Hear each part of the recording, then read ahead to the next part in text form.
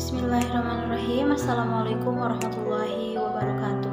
Perkenalkan, nama saya Dede Destiani dari kelas C10 Manajemen dengan NPM 101214998. Di sini saya akan mengulas kembali materi tentang Ma'rifatul Insan, yaitu ada pengenalan manusia, ada hakikat manusia, ada potensi manusia, dan yang keempat ada jiwa manusia. Yang pertama ada pengenalan manusia. Manusia adalah makhluk yang paling penting di muka bumi ini peranannya, dan manusia juga adalah makhluk yang dipandangi sebagai yang paling tinggi derajatnya. Bahkan Allah menyuruh malaikat untuk sujud kepada Nabi Adam dalam firman-Nya Quran surat Al-Baqarah ayat 34, wa idz qulna lil malaikati isjudu li adama fasajadu illa iblis aba wastakbar wa kana minal kafirin. Ketika Allah menyuruh malaikat untuk sujud kepada Nabi Adam alaihi salam, seketika itu malaikat langsung sujud kepada Nabi Adam. Tapi ada satu golongan yang enggan bersujud kepada Nabi Adam, yaitu iblis. Ia tergolong orang yang takabur, yang termasuk orang-orang yang kafir, tidak menuruti perintah Allah. Tanya, manusia diciptakan dari unsur langit dan unsur bumi. Dari unsur bumi terdapat dalam Quran surat As-Sajdah ayat 7 yang artinya yang segala sesuatu yang diciptakan sebaik-baiknya yang memulai ialah penciptaan manusia dari tanah. Ada juga dari unsur langit, yaitu ar-ruh. Kemudian dia menyempurnakan dan meniupkan ar-ruh, yang dimana ia menjadikan bagi kamu pendengaran, penglihatan, dan hati, tetapi kamu memiliki sedikit bersyukur. Terdapat unsur-unsur manusia, yaitu ada kolbu, hati, ada akal, dan ada jasad. Terdapat unsur-unsur manusia, yaitu ada kolbu, hati, ada akal, dan juga ada jasad. Amanah yang diberikan Allah kepada manusia yaitu wa ma khalaqtul jinna wal insa illa liya'budu. Amanah untuk beribadah, dan Allah menyuruh manusia dan jin hanya untuk beribadah di muka bumi ini. Yang kedua ada hakikat manusia. Di dalam Kamus Besar Bahasa Indonesia, hakikat manusia memiliki dua arti.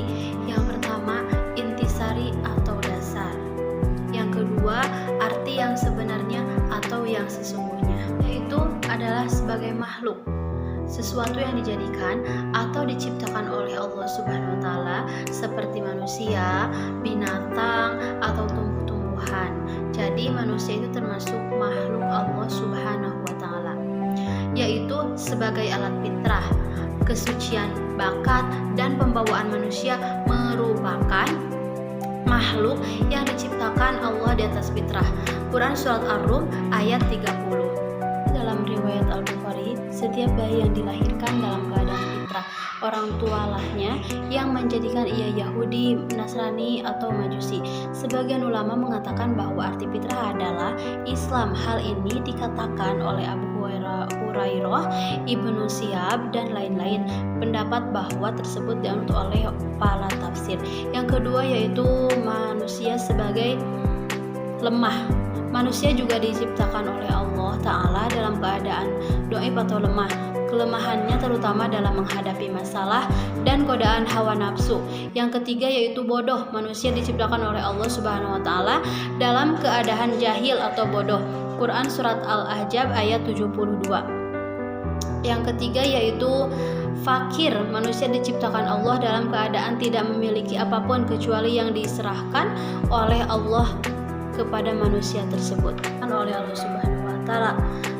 Selain sebagai makhluk, yaitu dimuliakan dengan ditiupkan ruh, memiliki keistimewaan, ditundukkannya alam kepadanya, dibebani dan bebas memilih. Ada taqatul insan, potensi manusia.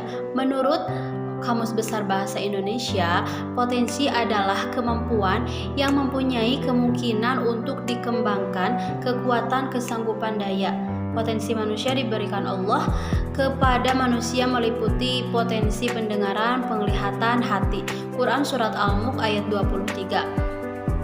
Satu, potensi pendengaran, terdapat dalam Quran surat An-Nahl ayat 78. Yang kedua, potensi penglihatan. Yang ketiga, potensi hati. Manusia juga diberi tanggung jawab oleh Allah Subhanahu wa taala, yaitu sikap amanah. Manusia bukan pemilik yang hakiki. Manusia harus mengembangkan sesuai dengan kehendak pihak yang mewakilkan. Yang ketiga, kal an'am, yaitu bagaikan binatang ternak. Ada jiwa manusia, yaitu nafsul insan.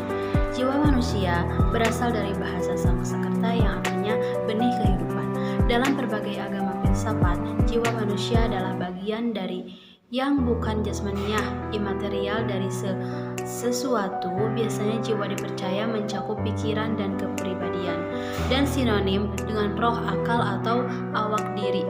Dari beberapa definisi di atas atau definisi tersebut, dapat disimpulkan bahwa nafsul insan dalam pandangan Islam adalah diri manusia itu sendiri, roh yang menyebabkan adanya kehidupan, sikap yang mendorong manusia untuk melakukan suatu perbuatan atau perasaan pada diri manusia. Kata nafs dalam Al-Quran memiliki beberapa arti, yaitu jiwa yang sesuatu memiliki eksistensi dan hakikat. Terdapat dalam Quran surat Al-Maidah ayat 45. Nafs yang terdiri atas tubuh dan ruh. Yang kedua ada nyawa yang menyebabkan adanya kehidupan.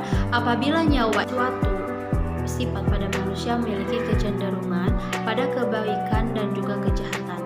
Yang keempat ada sifat pada diri manusia yang berupa perasaan dan indera yang ditinggalkannya karena ketika ia tertidur. Dalam Quran surat Az-Zumar ayat 40. Ada 3 tingkatan nafsu manusia, yaitu nafsul mutmainnah adalah jiwa yang telah mendapatkan ketenangan, telah sanggup untuk menerima adanya kebenaran Sang Ilahi, juga jiwa yang telah mampu menolak kenikmatan kemewahan dunia dan tidak bisa dipengaruhi oleh hal tersebut.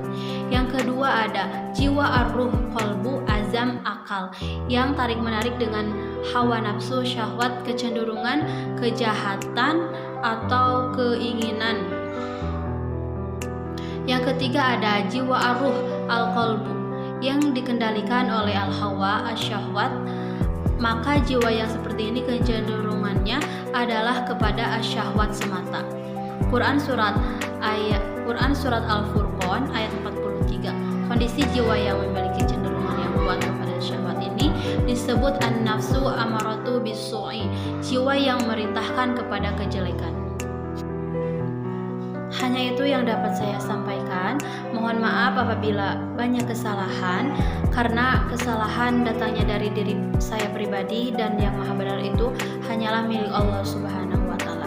Wabillahi taufik wal hidayah. Wassalamualaikum warahmatullahi wabarakatuh.